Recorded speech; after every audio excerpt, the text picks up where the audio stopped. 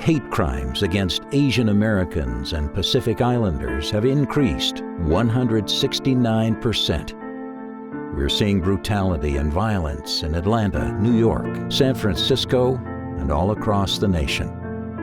Our communities now live in fear. These crimes go against the very fabric of our country. We are made to feel like we don't belong. I'm Dr. Richard Pan, California State Senator and Chair of the Asian Pacific Islander Legislative Caucus. Hi everyone, California Assembly Member Evan Lowe here. I'm California State Controller Betty Yee. I'm Rob Bonta, California Attorney General. Hello, I'm Congressmember Judy Chu. Hi, my name is Dave Min. Hi, I'm Senate Republican Leader Scott Wilk. I'm California Insurance Commissioner Ricardo Lara. Representing Silicon Valley and currently serving as Vice Chair of the California Asian Pacific Islander Legislative Caucus. As communities gather in unity across the nation to denounce hateful and violent acts against the AAPI community, I am moved by the common basic goal of our gathering. As California Attorney General, I know we cannot back down in the face of hate. And as the chair of the Congressional Asian Pacific American Caucus, or CAPAC, I want to thank all of you for taking part in today's Unity Against Hate rally. Thank you so very much for spending time to join us in this National Day of Unity Against Hate.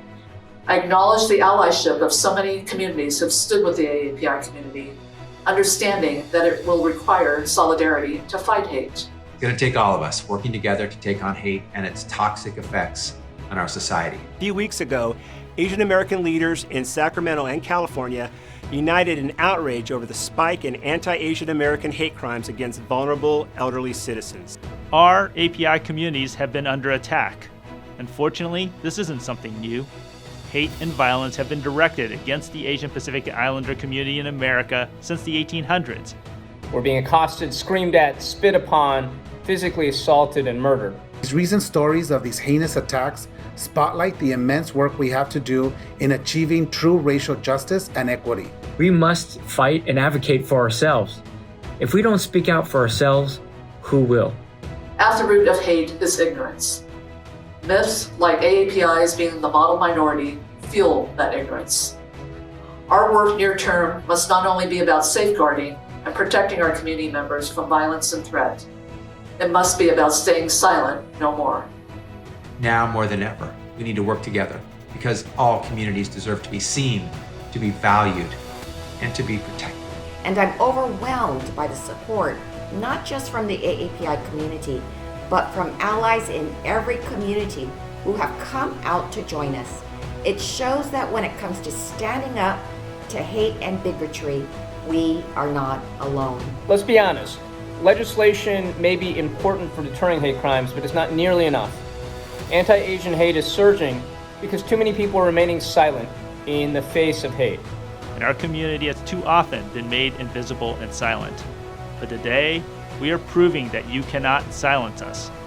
Today, we will be seen as we walk against hate and fear. We will be recognized for who we are. America is a stronger, better country because of Asian Americans and Native Hawaiian and Pacific Islanders and what we contribute to America. We are not monolithic. We are a diverse, very diverse community with many different issues and many different needs. Yet I am more hopeful now than ever that together and in solidarity and allyship with our diverse neighbors, we have the power to not only fight this virus of hate, but to heal from it as well. Speak out. Take a stand against verbal and physical violence. Together, with our allies across the country, we will fight and ultimately we will prevail. Let us do our part and answer this call to action. Unity Against Hate rallies are happening today in cities throughout California, across the U.S., Australia, and Canada. I am proud to support APAPA and the coalition that have organized the Unity Against Hate rallies. Together, we will prevail. Because when we don't speak up, the racists are emboldened. They feel like their messages represent the majority, and we need to make sure that doesn't happen. We can drown out that message of hate as we see all across the country whenever the communities get together. But we need to continue to do this hard work, as APAPA is doing today, of standing up, speaking out, and denouncing racism and anti-Asian hate. I want to thank APAPA for putting on this event and to thank everyone who is here in solidarity with the API community. I'm proud to stand with our Asian Americans and Pacific Islander brothers and sisters, our gongongs and pawpaws, our aunties and uncles, and our sisters and brothers to a place where we do not live in fear. So let us reaffirm our commitment to supporting one another as we celebrate Asian Pacific Islander Heritage Month. We're also united against hate. There's action to keep Asian Americans safe, and it could not happen without your voices and support. So thank you for coming out today, and thank you all for standing up against hate. We are proud to be Asians and Pacific Islanders. Now, let's go march.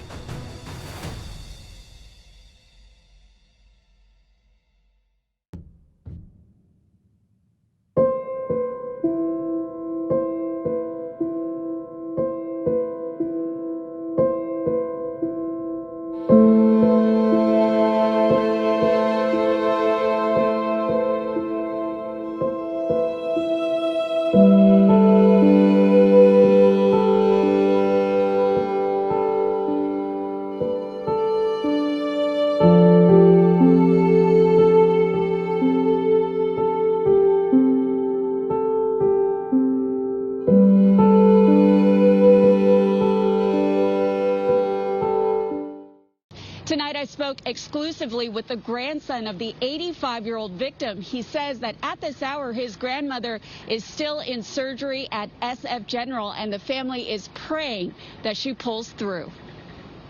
This is 85-year-old Chui Fong Ying. Her grandson tells me she just finished grocery shopping in Chinatown and was waiting for the bus on Market Street near 4th when she was attacked. She was on the Njuda, or going onto the Njuda, waiting for it.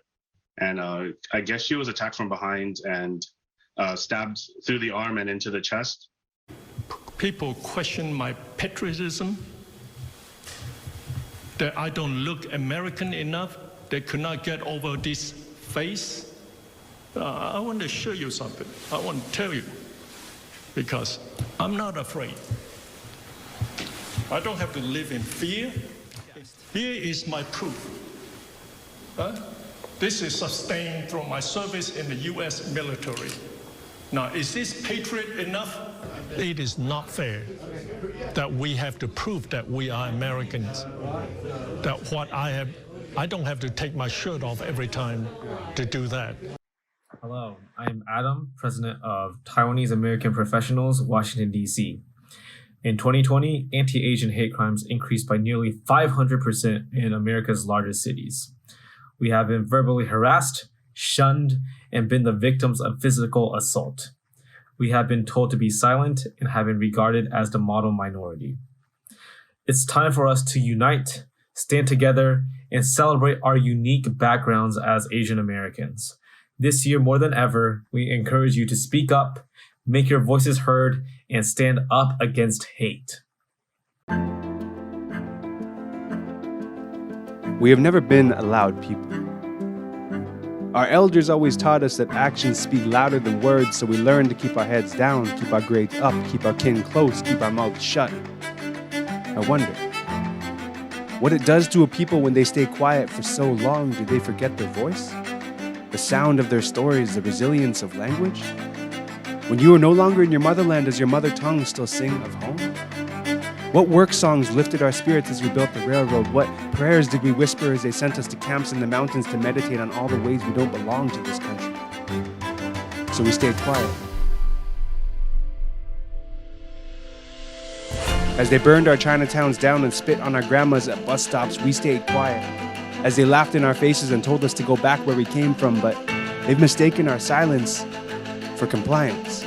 Looked on our meekness as weakness. See, we, and not the submissive stereotype that's been depicted on silence, on us, they've gotten it twisted. See, silence is golden, as are we. A gradient of yellow to brown, every Koreatown and Little Saigon an act of defiance. Every hunchbacked elder a humble giant. Silence is grace in the triumph, is peace in the riot. Silence is bold, a force. It is the brewing calm before the coming storm, and now the sky is splitting open and the rage is pouring forth, so this is for Every kid who has ever tried to pull their nose bridge to make it taller. Every time they mocked us because our eyes are smaller. This is for our elders, both alive and remembered. For their lessons, the tough and the tender. For our full names, past and present, may they be pronounced. May they be respected. For every chink in the national fabric, every nip in the winter wind of prairie towns and northern hamlets coast to coast on stolen land. We are here. We've been here. From takeout joints and internment camps to internships and graduation caps, we are strong. We have pride. We fight. We fall. We rise. And to the ones who say we don't belong, it's them who should open their eyes.